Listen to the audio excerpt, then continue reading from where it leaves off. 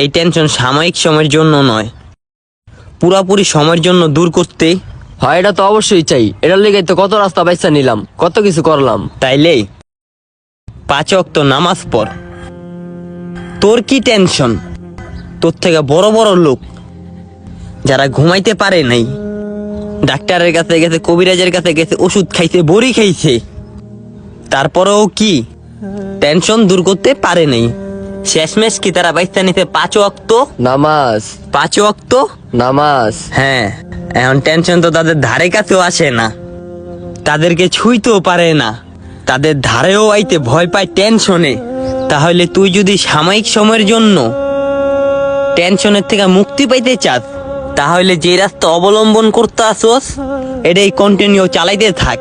আর যদি চাস চিরস্থায়ী টেনশনের থেকে মুক্তি পাইতে, তাহলে 5 ওয়াক্ত নামাজ ঘুরা নে। আল্লাহর রহমতে টেনশনও দূর হয়ে যাব, চিন্তাও দূর হয়ে যাব, তুই চিরতরে মুক্তি পেয়ে যাবি। না না, চিরতরে মুক্তি চাই, সাময়িক সময়ের জন্য না।